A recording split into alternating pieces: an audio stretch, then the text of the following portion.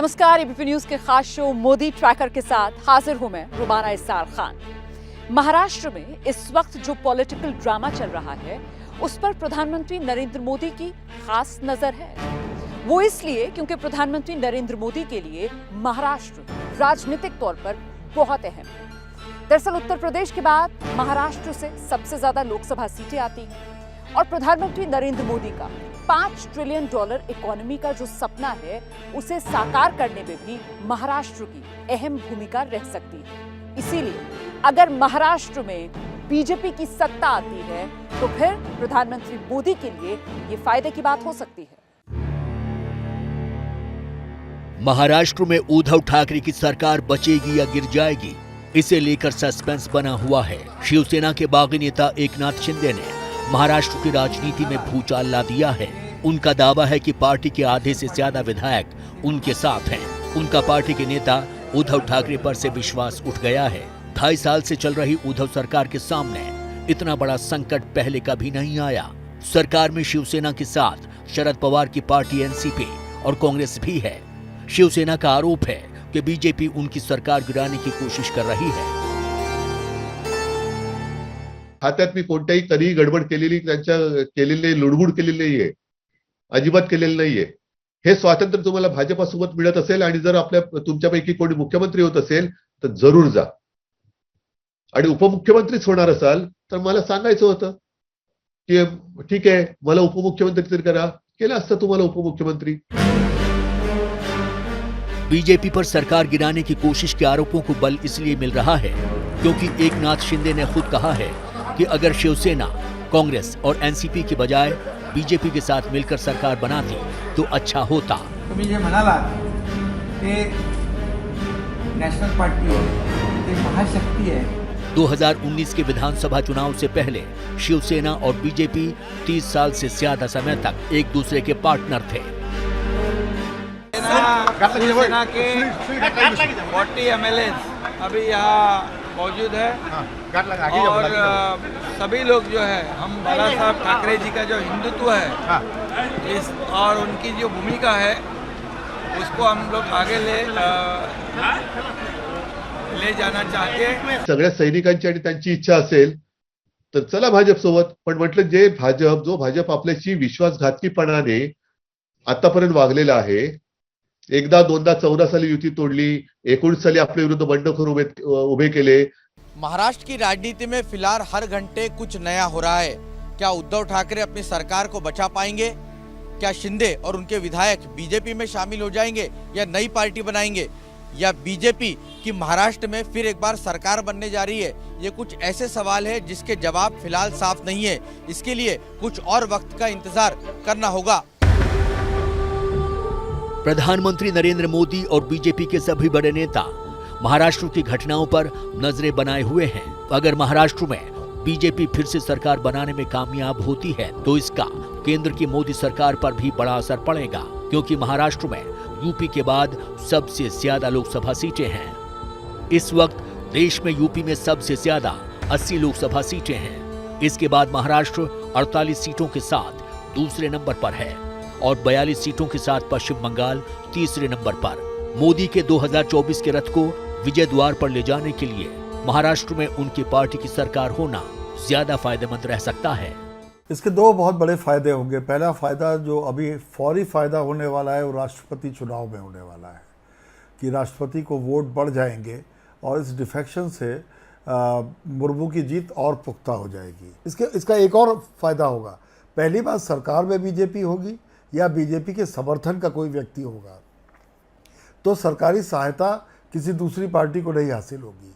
और दूसरी बात ये कहने को मिल जाएगा कि जो अपनी सरकार नहीं चला सके वो देश चलाने में क्या योगदान देंगे। विजय संकल्प सभेमध्ये 2019 में जब लोकसभा चुनाव के वक्त बीजेपी और शिवसेना ने मिलकर चुनाव लड़ा था, महाराष्ट्र में बीजेपी का बढ़ता दबदबा तभी से समझ में आ गया था।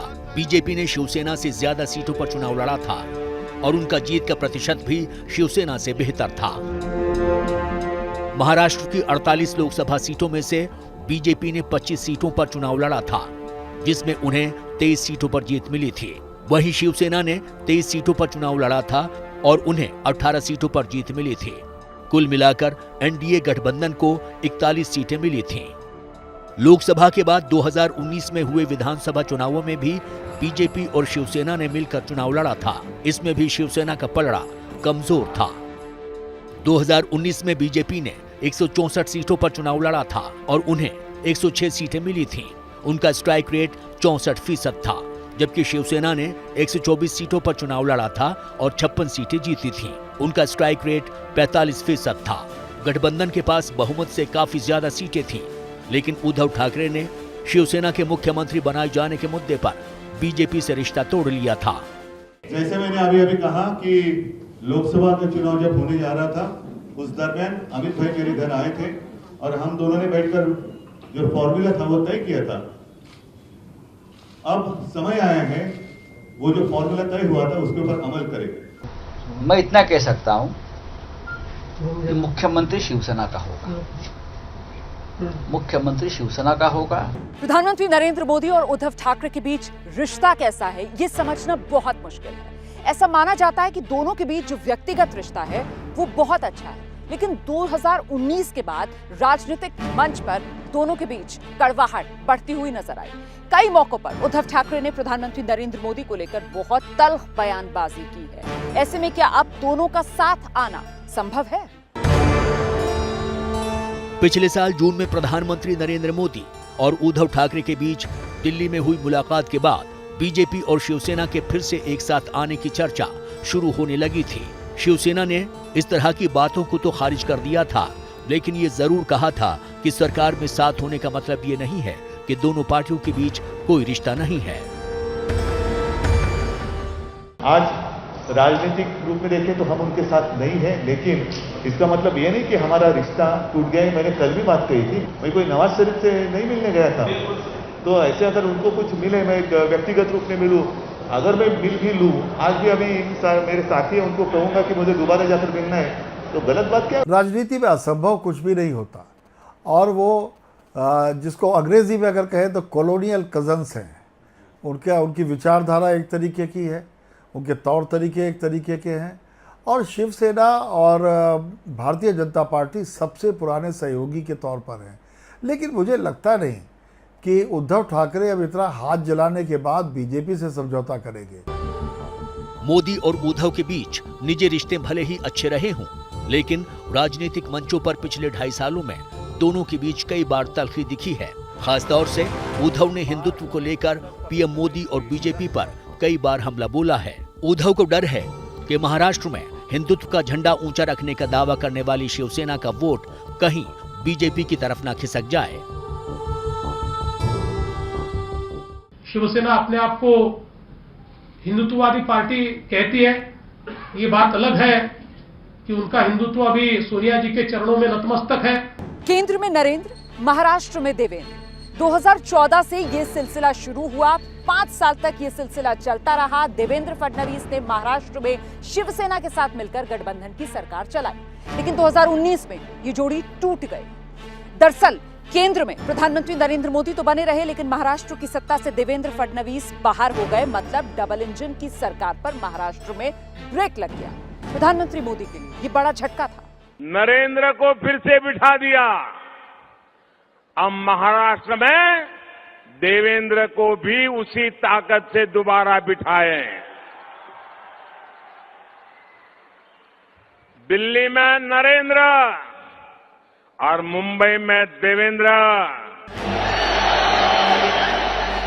2014 में जब देवेंद्र फडणवीस ने मुख्यमंत्री पद की शपथ ली थी, तब प्रधानमंत्री नरेंद्र मोदी भी उनके शपथ ग्रहण समारोह में आए थे।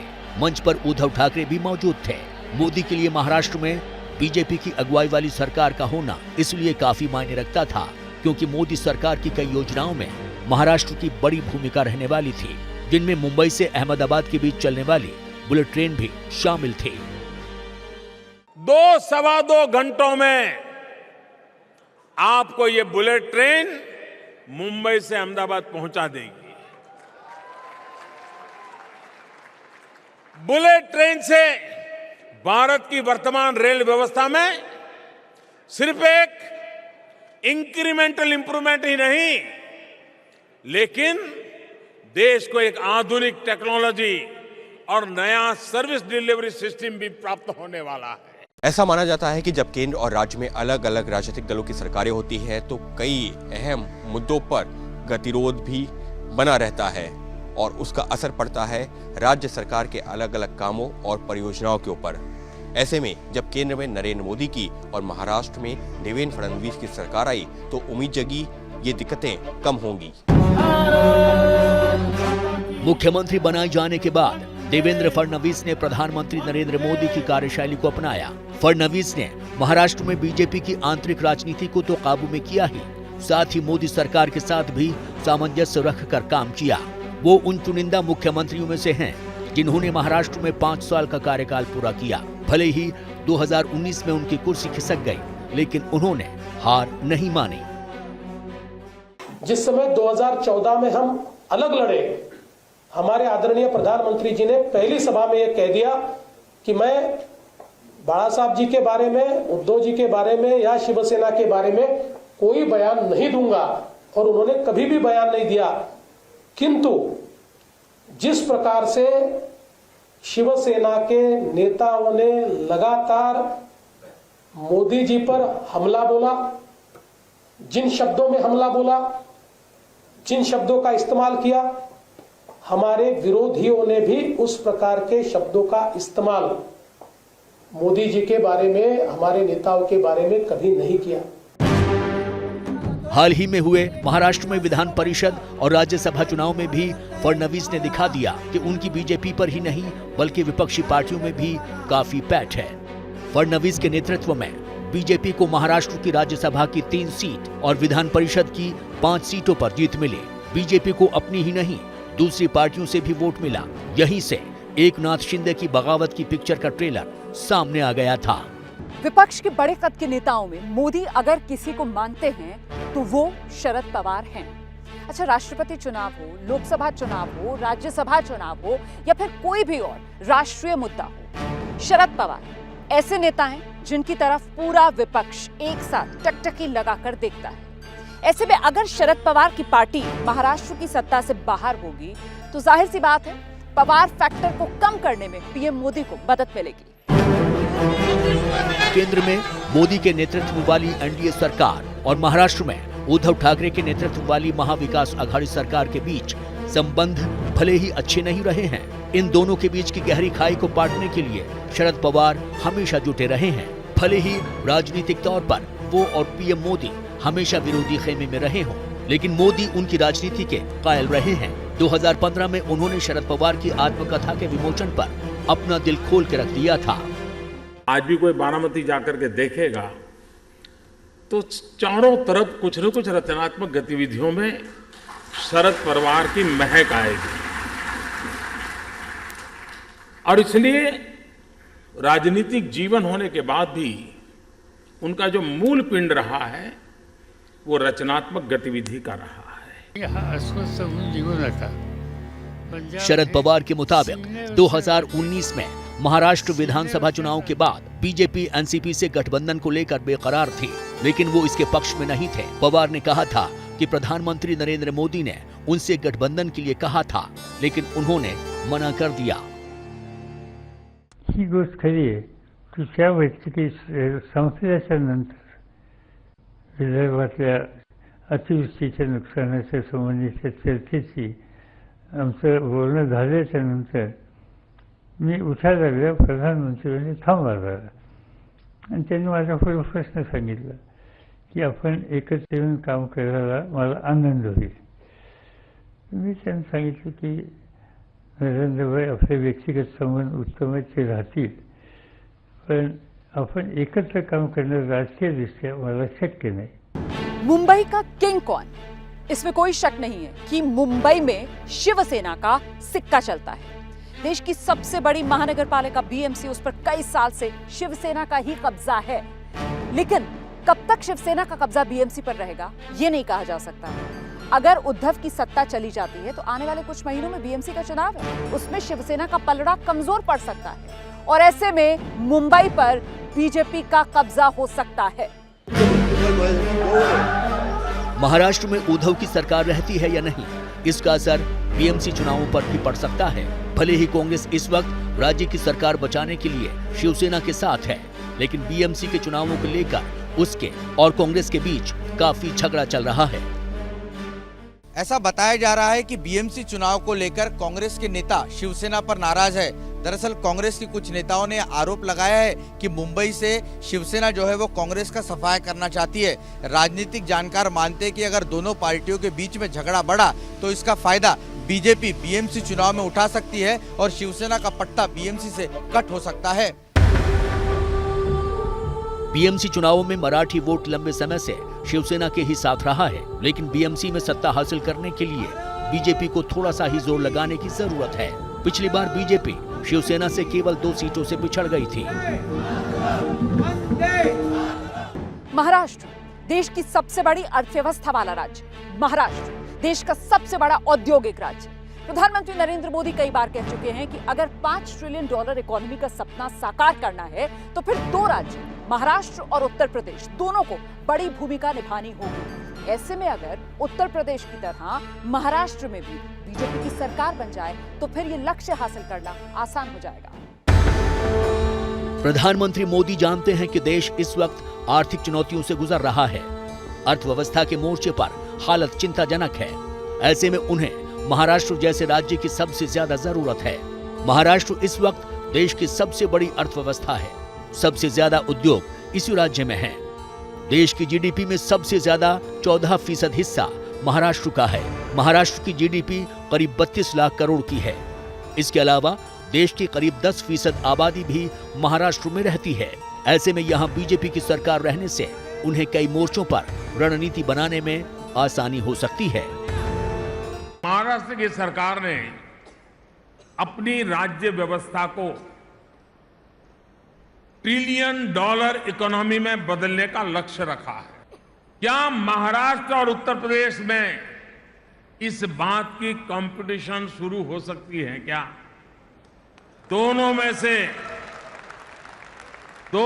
से कौन सा राज्य पहले $1 ट्रिलियन इकोनॉमी के लक्ष्य को प्राप्त कर सकता है? महाराष्ट्र देश का वो राज्य है जहां पर देश में सबसे ज्यादा एफडीआई आती है। निवेशक भी देश के अन्य राज्यों की तुलना में महाराष्ट्र में निवेश करने को लेकर ज्यादा उत्सुक रहते हैं। इतना ही नहीं, जीएसटी कलेक्शन के मामले में भी महाराष्ट्र देश के अन्य राज्यों से काफी आगे है और इसी वजह से देश की तमाम राजनीतिक पार्टियां या ये कहा जाए राष्ट्रीय राजनीतिक पार्टियां चाहती हैं कि महाराष्ट्र पर उनका दबदबा कायम रहे और बीजेपी भी उनसे अलग नहीं है। देश के सबसे बड़े औद्योगिक घराने जैसे टाटा, अंबानी सभी महाराष्ट्र में रहते हैं। दरअसल आजादी के बाद से महाराष्ट्र उन राज्यों में रहा है जहां पर उद्योग और व्यापार पर काफी जोर रहा है। खासतौर पर 1991 के बाद से विदेशी निवेश भी सबसे ज्यादा यही आया है। अगस्त 1991 से नवंबर 2021 के बीच महाराष्ट्र में 15 लाख करोड़ के 21,000 प्रोजेक्ट्स को मंजूरी दी गई है। वहीं एफडीआई की बात करें तो अप्रैल 2000 से सितंबर 2021 के बीच राज्य में करीब 10 लाख करोड़ रुपए की एफडीआई आई, जो देश में आई कुल एफडीआई का 28% है। 2024 के लोकसभा चुनाव में महाराष्ट्र कितना अहम होगा, ये बात प्रधानमंत्री नरेंद्र मोदी से बेहतर और कौन जानता होगा। देखिए, चाहे पॉलिटिकल फंडिंग का मामला हो या फिर नए राजनीतिक समीकरण बनाने की बात हो, बिना महाराष्ट्र की मदद के कुछ भी संभव नहीं है। ऐसे में महाराष्ट्र में जो अभी पॉलिटिकल क्राइसिस चल रहा है वो किस तरीके से हल होता है, उससे ही तय होगा कि 2024 में बीजेपी का सिक्का कितना चलने वाला है। तो फिलहाल मोदी ट्रैकर में इतना ही। मुझे इजाजत दीजिए। एबीपी न्यूज पर खबरों का सिलसिला लगातार जारी है।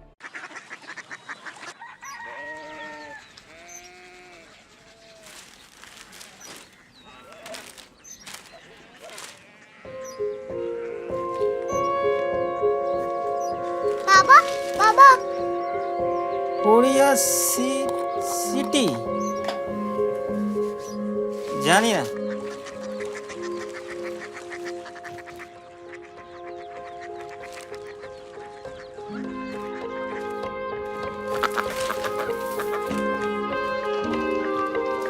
Korea city? हाँ।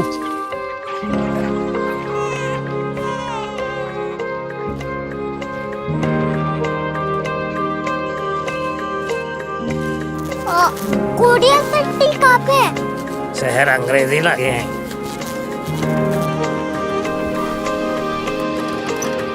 Korea city.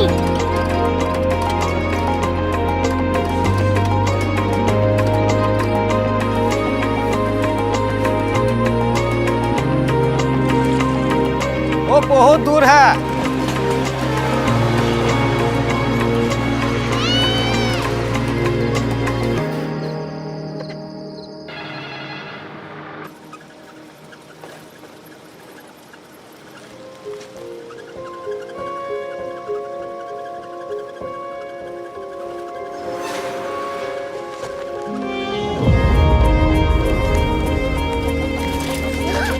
Korea city.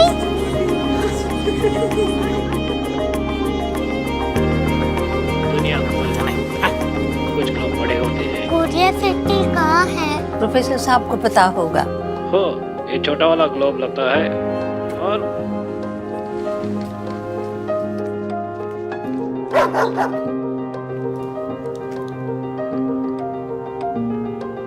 पता नहीं, मेरी बेटी से जाके मिल लो, शायद उसे मालूम हो।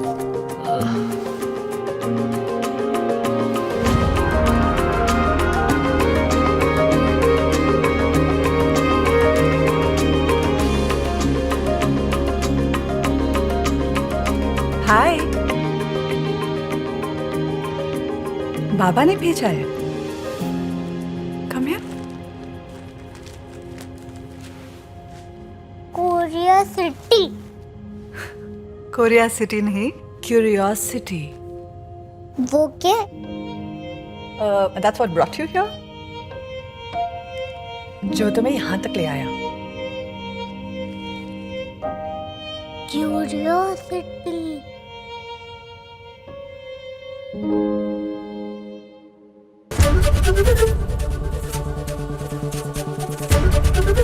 एबीपी न्यूज आपको रखे आगे।